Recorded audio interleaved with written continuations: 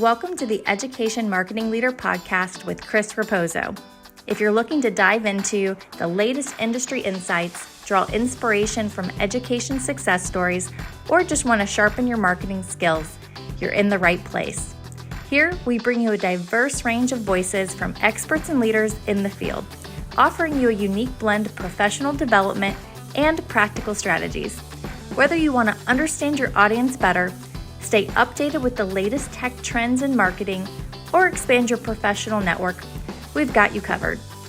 So while you're driving on your morning commute or winding down after a busy day, let's explore the dynamic world of education marketing together. Is there a specific story that you can remember over your time as a higher ed marketer that made a significant impact on attracting adult learners to your institution? Is there one that sticks out that you can remember? So there's one that sticks out for sure.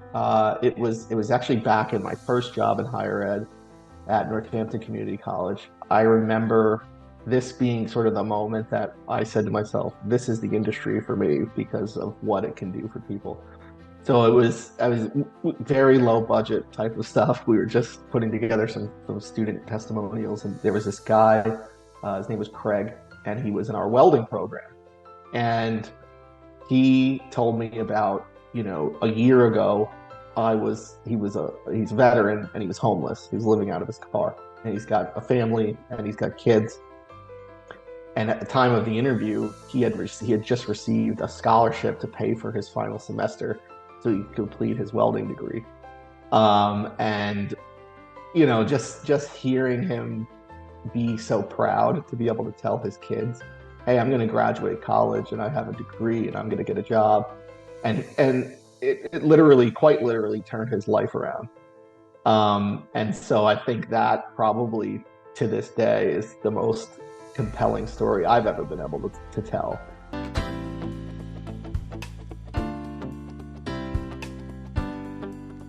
Hello, everyone, and welcome back to another episode of the Education Marketing Leader with Chris Raposo. Today, I have the pleasure of welcoming Shane Baglini, Senior Director of Marketing and Recruitment at Muhlenberg College. Shane, welcome to the show.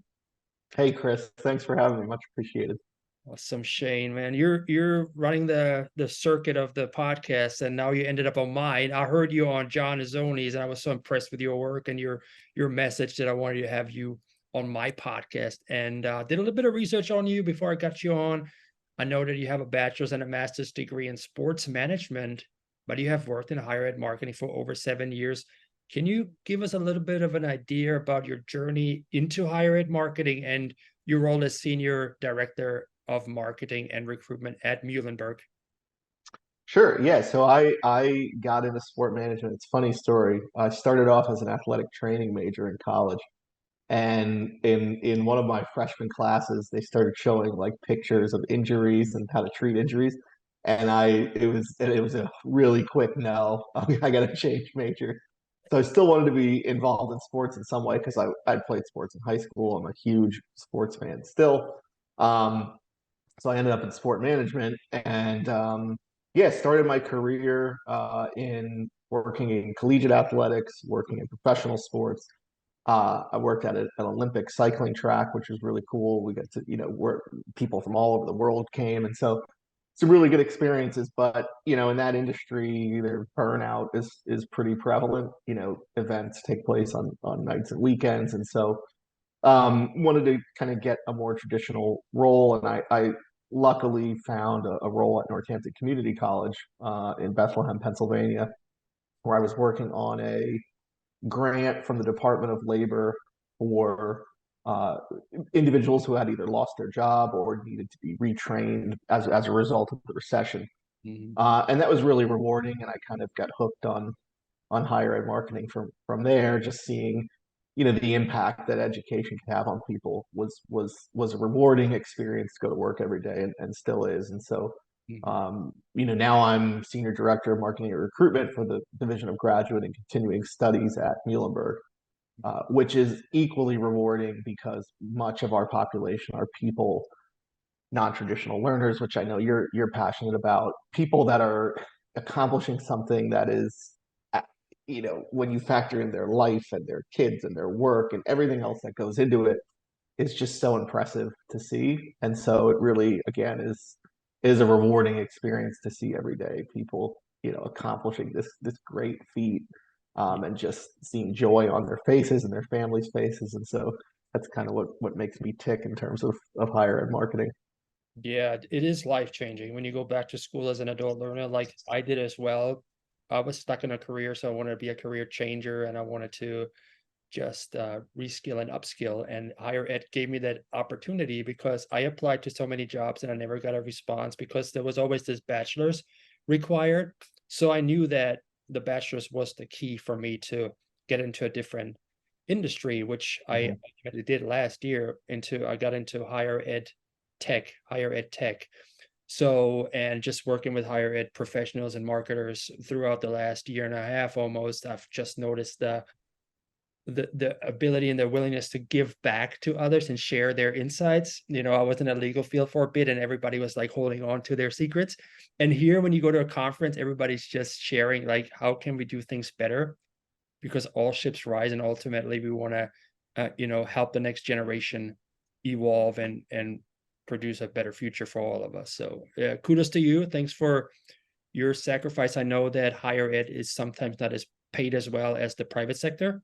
So there comes a little bit of a sacrifice as well from individuals like you and the other higher ed marketers out there. So bravo to you all for You know, staying in there, yeah, I mean, it's kind of a mission fit sort of position. If you can align with the mission of what you're doing, I think it makes going to work a little bit easier every day. Absolutely, absolutely. So, like you just touched on, you work with adult learners, and this is what your marketing focuses on a bit. And you also talked about that in previous episodes on other podcasts. Can you share a little bit about the narratives and marketing needs, how they differ from targeting adult learners compared to traditional students? Yeah, so I think the biggest thing for me when thinking about messaging and narrative to adult learners would be that the experience of going back to school as an adult, as you know, is a completely different experience than going to school as a traditional undergraduate. Things that are important to traditional students, like campus life, like residence life, activities, clubs. Not that they're not important to the adult learner, but it's a much more transactional uh, type of approach to education, and it's people that are have had some sort of life circumstance happen in between high school and now. And so I think it's really important as marketers to understand and start from that standpoint of, okay, let's address this head on when we're talking to our adult learners. We understand that this might be something that's invoking anxiety, that's you're a little bit trepidatious. I've heard stories of people sitting in their car outside of our office for an hour before coming inside for just an advisor meeting because they're not sure if they can even do that. And the range of emotions is very different for adult learners. And I think it's important, especially at the larger university level where we're in a decentralized model at Muhlenberg. So we're just marketing in my area to those students. But in other situations, you've got to be able to craft a unique narrative for traditional versus non-traditional students. Mhm. Um, the same messaging for high school juniors is not going to work for career changers or people coming back after a long hiatus in their education. And so I think for me, that's the most important place to start is let's think about the emotions that our students are feeling, and let's be kind of a sounding board for that and just say we get it, we understand, and that's why it's helpful. At least for us, we've got a ton of non-traditional learners on our staff, so a lot of people that were degree completers and went back to school later in life. So it's really easy for us to talk to students about that because we've got people that have lived that experience. So Yeah. that would be the biggest thing for me in terms of the difference in narrative. Yes, absolutely. And it's so refreshing to hear that you're not just sharing the success stories of the dad or the mom at the end of the journey holding their baby with their degree, but talking about those people that are in their car for an hour before they even get in, because when I went back to school, I had these apprehensions and I thought I was the only one. First I felt odd being the only one. I thought I was the only adult going back to school because all the pictures I saw was of 18, 19-year-olds, right? So I was kind of embarrassed just walking on campus. But just if you address that issue or that that that fear right from the get-go, people will open up a little bit more and be more open to going into the advisor's office just to have that conversation and start the journey into higher education.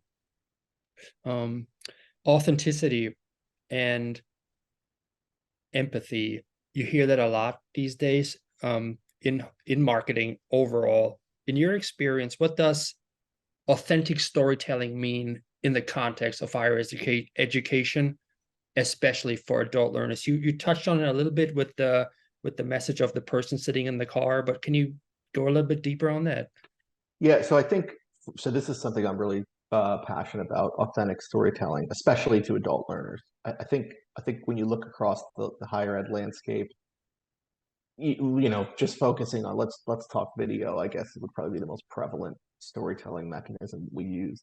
Um, I think it's really important to understand again your audience, and a lot of times we see these big grandiose brand videos from these large universities that are just trying to touch on everything.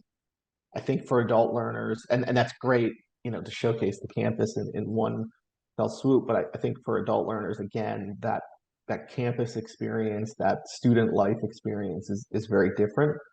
And so what we try to do is just focus on telling stories about the people in our programs, not kind of selling Muhlenberg College at every turn. Mhm. So we're doing a video testimonial series right now, and in each of the pre-interviews, we're basically telling people we want you to be vulnerable. We want you to tell us about what it felt like to make this choice, to make this leap, to come back to school. Some are out of school for 2 years. Some are out of school for 15 years. And similar to what you just shared, there was a student that was worried about, am I going to be the oldest one in the classroom? Am I going to be the only adult on campus? Or am I going to be in classes with 18-year-olds? I'm in my 30s.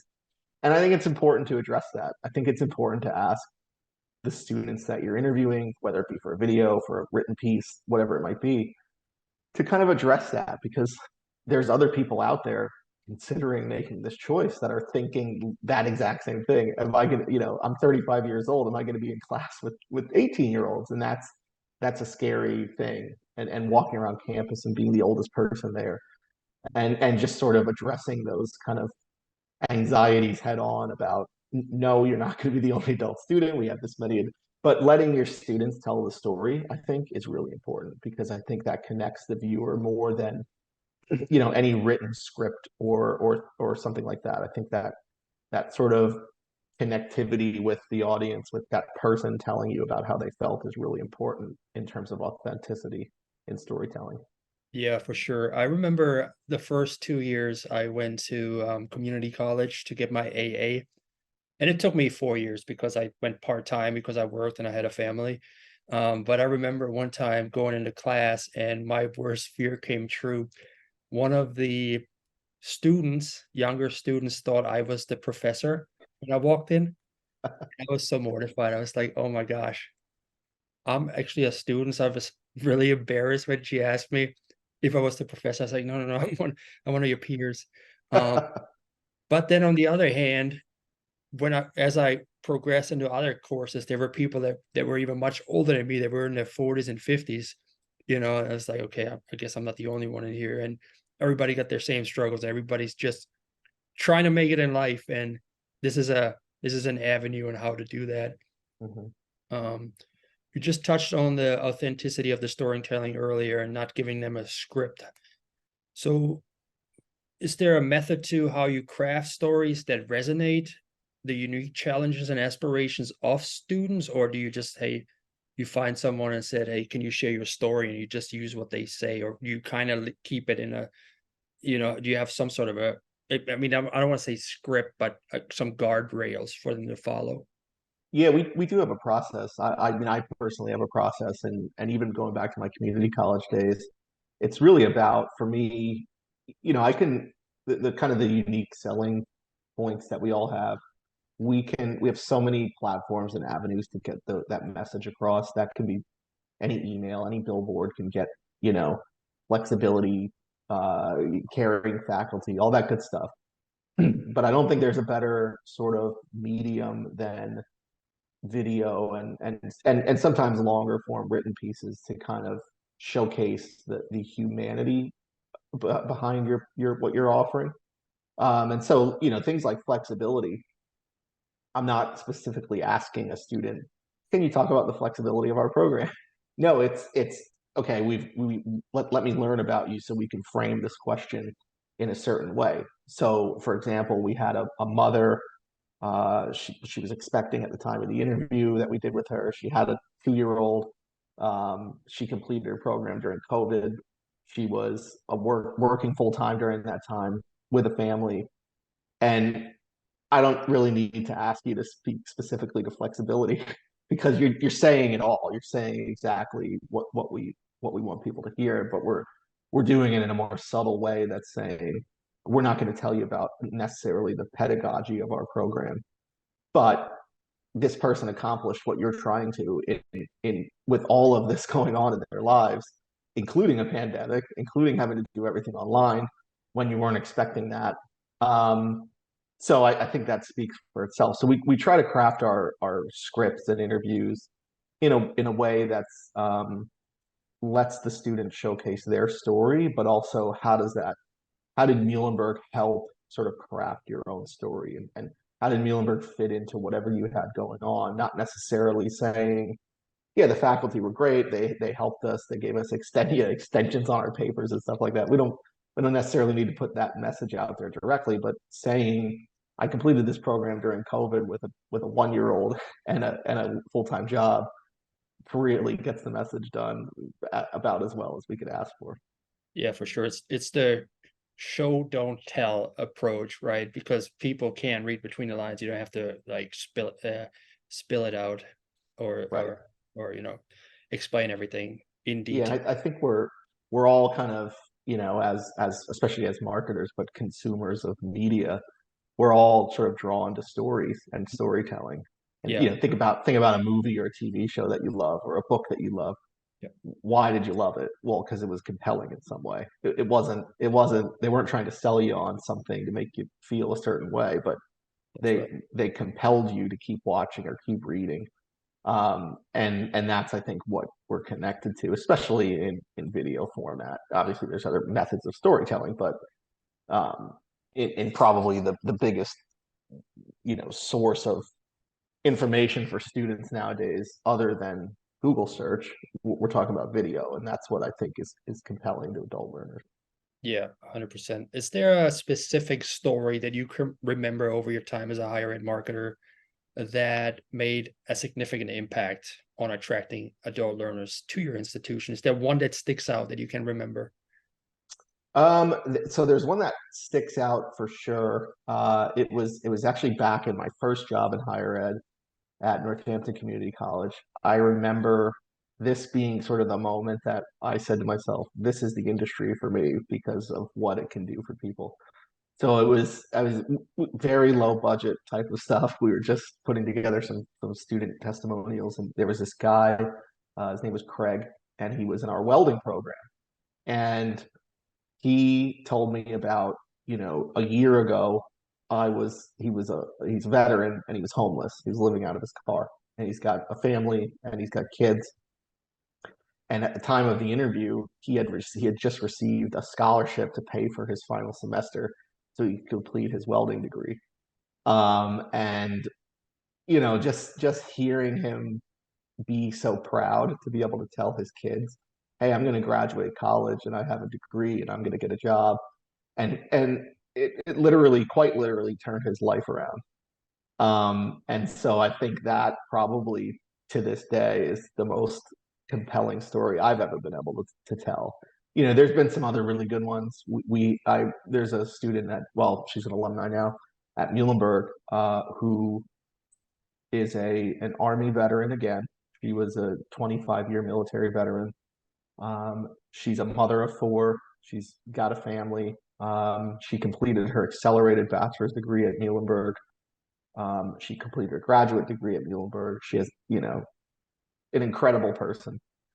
Her capstone project, sort of her culminating project in her master's program, uh, was to develop a retraining for suicide intervention officers in the military. That she is one.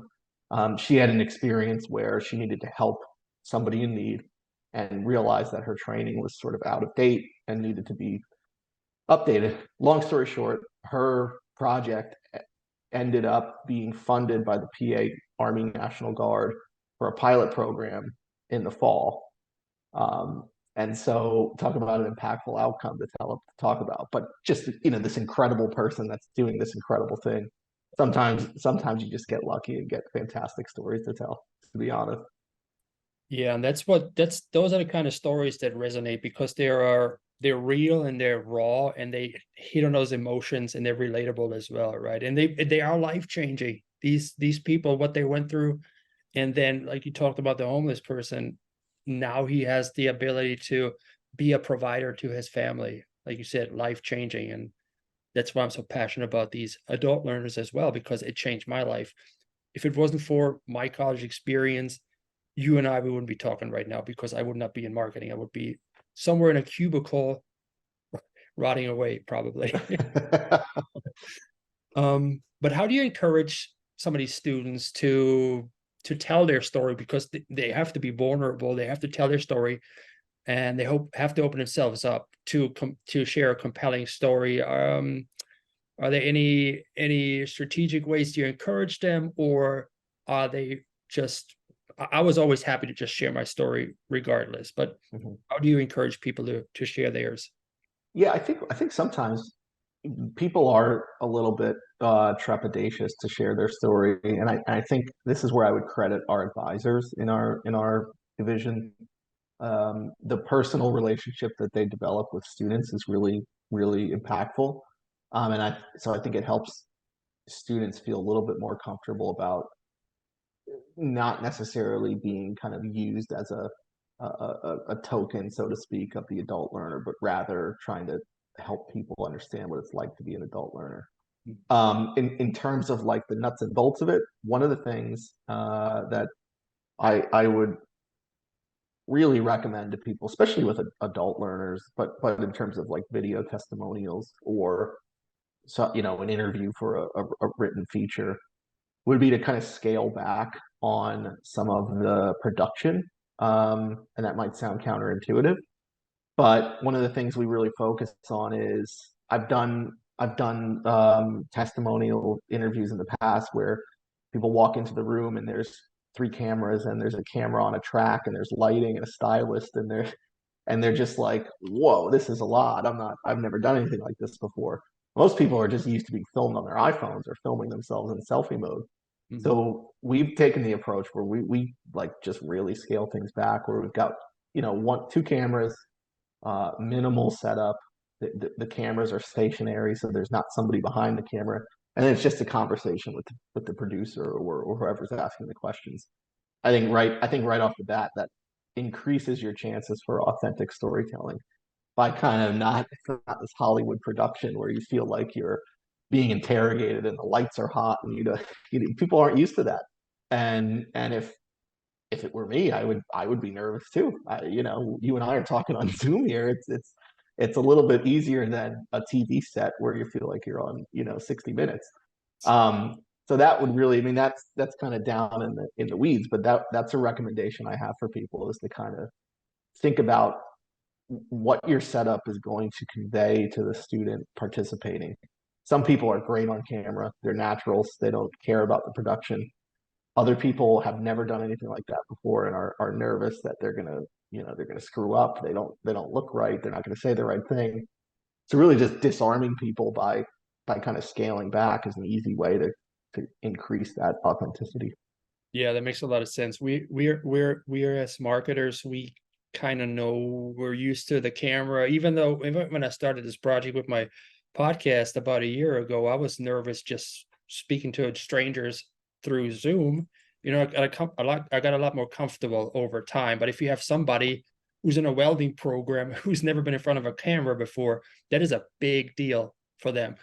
So yeah, scaling back a little bit and making it less like an interrogation is really helpful, especially if you don't have people standing behind the cameras looking at them while they're being interviewed.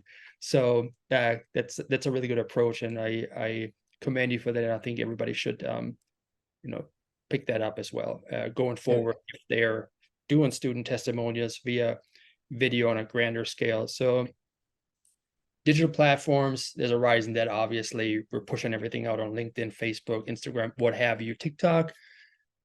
Which platforms have you found most effective to reach adult learners? Yeah, I mean, YouTube again is probably the one that we see the most interaction with our stories on. But also, I think there's the mix that you have to find. I think there is still a place for outdoor. There is still a place for direct mail. People still like to get things in the mail, um, to kind of cut through the digital noise. One of the things that we're doing, obviously, email communications is a big thing for us, and one of the things that we're doing, and I have to give a shout out to Day Kibilds from Ology here, is we're doing an audit of our communications flows to make sure that we're communicating with empathy and not being overly transactional in our messages. I think one of the places I see people fall out of our communications flows is when we're sending a sort of apply now email, 2 days after you've submitted a form. Okay, well, maybe I'm not ready for that, and I'm not now. Now it's that it's getting real, and I'm not ready for that. I need to speak to somebody first. So we're looking at that to say, are we effectively communicating in probably our most prevalent platform? Are we effectively communicating empathy for the student journey? Um, and so I think we can draw some really good learning out of that to say, okay, maybe a subtle apply now just button at the bottom of this email is all we need, and not saying, here's why you should apply, here's how to do it 3 days into their journey with us. And then, also I think the human touch point, I think is so important for the adult learner. Um, people have a lot of questions, and it's very different again from the traditional learner. You're not necessarily going on the campus tour experience, or you might not have time to go to the open house. Can I get one-on-one time with an individual? Actually, this is where AI has played a role for us. So we're partnered with Element 451 as our CRM. And one of the really great things about Element 451 is what they're doing with AI. And so it's allowed literal conversational back and forth between students even on off hours. And yes, it's an AI bot, but it also can answer students' questions in real time and help them make a decision.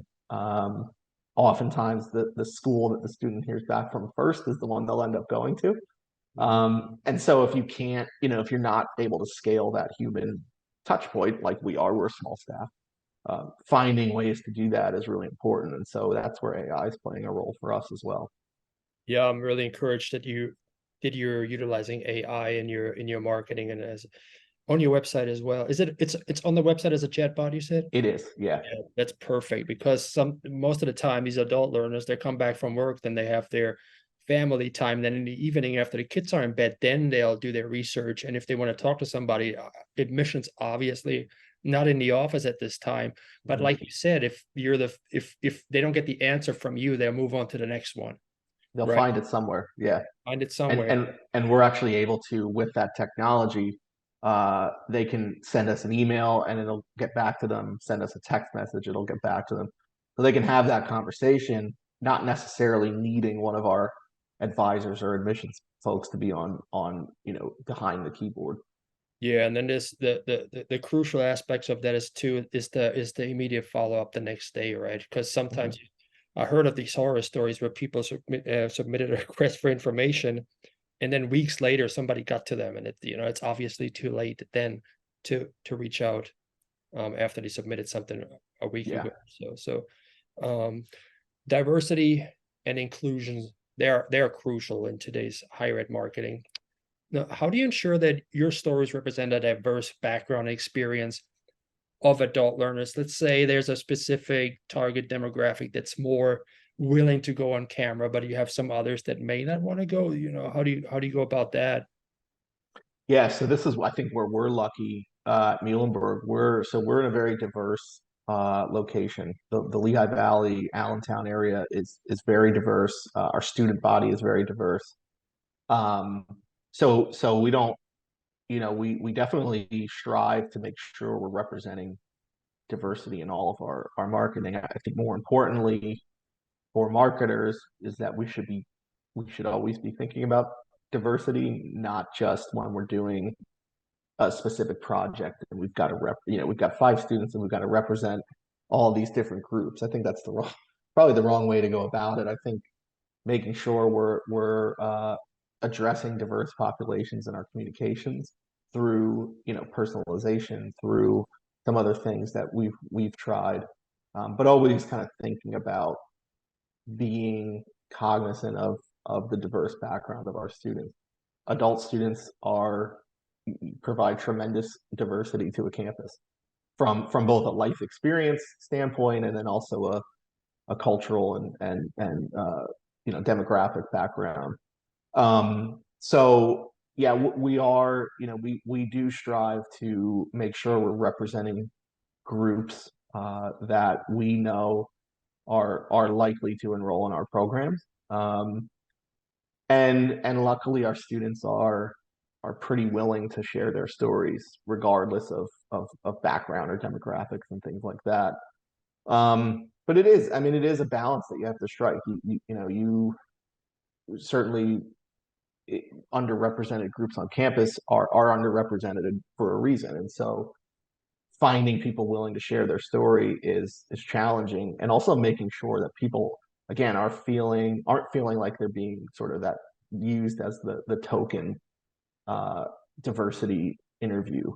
But making sure that we're not necessarily asking you about your experience as whatever group we're highlighting, but making sure we're kind of showing again you're a human being in our program.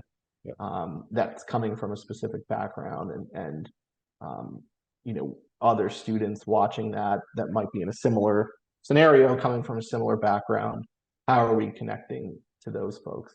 Mhm. Yeah, absolutely. And DEI, I knew about DEI, but there's a B. You should use the DIB, the belonging part, and that's really important because some people may not know that maybe I don't belong there. If it's a predominantly white school, they may think, well, I'm not going to fit in there. It's not going to be a good cultural fit for me.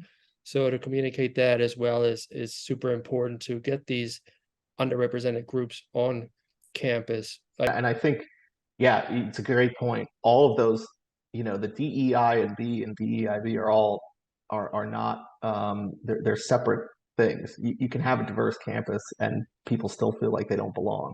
Mhm. And I think as marketers, we have a unique opportunity to kind of play a role in we're responsible for protecting the reputation of the institution and the student experience piece of things. Are we ensuring that students that we're recruiting from diverse populations are having the experience on campus that we're telling them they're going to? And I've been in situations where, you get a designation like an Hispanic serving institution in many cases. Okay, do we have the resources for increased Latinx populations to be on campus?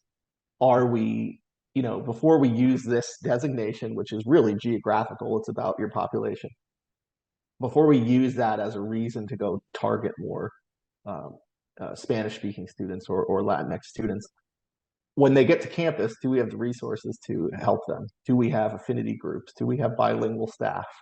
Are we offering them the things that we're telling them we're going to? Because if we're not, then it becomes an ethical question for us as marketers and as a institution as a whole. So I think that really plays into marketers' kind of responsibility for that reputation management and the student experience piece of things. I think it's important for marketers to kind of step up and speak out in that situation. That's right. That's right. And it's also important when you attract when you attract international students that may have the language barrier. It takes me back to a time when I was at Hillsborough Community College. One of the prerequisites was to take a speech class. And in my speech class, there were two guys from Saudi Arabia. And you speech class, you have to do a presentation and you have to do a speech, you have to do public speaking. And their English was so bad, they couldn't put a sentence together. But then you think to yourself, well, I attracted these students to my school. I want them to succeed. How do I ensure that they going to pass this class, this speech prerequisite class? They don't speak the language, but they have to take this class, right? So how do I go about making sure that they get scaled, I guess, or graded on a different level? That's the sort of thing, because you want to get them on campus, but then if the experience sets them up for failure, then that's a problem in the end. So I just wanted to share that story, that I don't know how they made it through the class. I'm sure they did somehow. There was probably some sort of an arrangement, but sitting in there and listening to them, I was like, how are they going to make it through? Because they literally couldn't put a sentence together in English, but they had to take this class for some reason. So Yeah, that's the type of experience that word travels. If you're recruiting diverse populations onto your campus without resources for them, that word is going to travel, and it's damaging to your reputation. So I think it's really a place where marketers can step in and really need to speak out. yeah, 100%. So as we bring the episode to a close, for higher ed marketers looking to refine their approach and their storytelling approach, what's one piece of advice that you can share to tell more authentic stories for adult learners? Yeah, I would say start with empathy. I think I just think it's more of a, if you've never been through it or if you've never been around adult learners making the decision to come back to school, it's more challenging than you could ever imagine. You know, making that leap after, let's say, a decade of being out of school, either because you had a family or you had whatever going on, is a scary thing to do. And I think as institutions, we should be addressing that. I don't think there's a problem in saying we know this is going to be difficult. This is not going to be easy. And when we say things like, where you don't have to worry about balancing between career and education. Well, and you're not going to miss any family time and things like that. That's not necessarily true. Like, this is going to take a lot of work, and you might end up being up until midnight, or you might end up missing something. I think it's okay to address that, because that is the reality. This is a lot of work, and to just think that it's going to fit into somebody's life seamlessly is really not realistic. You're adding something very challenging to do on top of everything else that people have going on. So I think starting from a standpoint of empathy and understanding of, we know what this is going to take. We can help you through it, but here's the reality. Because again, it goes back to that student experience piece of things. If we're telling you over and over, this is going to be seamless, you're not going to miss anything, this is going to be easy, we're as flexible as you could possibly be, and then that's not the experience the student has, that's a negative factor for us going forward, because that word travels. So I think as marketers, it's okay to say in your messaging, this is going to be challenging, this is going to be hard, but here's how blank institution can help you through it. Yeah, I love that answer. It reminds me of my time when I was a non-traditional student. You're gonna have to make sacrifices. You're probably not going to have a social life that you used to have. You're probably not going to go to the games or whatever, play golf or whatever you used to do, because that time's now taken by the schoolwork. Because the last thing you want to do is sacrifice your family time. So something else has got to give. So Right. I definitely tell that, bring that message to the forefront and tell people this is what you're signing up for. It's not going to be you hanging out every Saturday at the football game.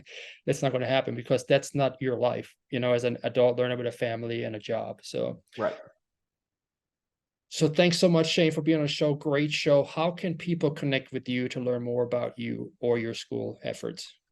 Yeah, you can. I'm on LinkedIn at Shane Baglini. I'm on Twitter, Shane_Baglini, or feel free to shoot me an email at shanebaglini@muhlenberg.edu. Perfect, Shane. I'm going to tag you in the recap, and then people can find you. I recommend everybody sharing and following Shane and listening to some of his other podcast episodes that he has out there. So, Shane, thanks so much for being on the show. Thanks a lot, Chris. Really, really appreciate it.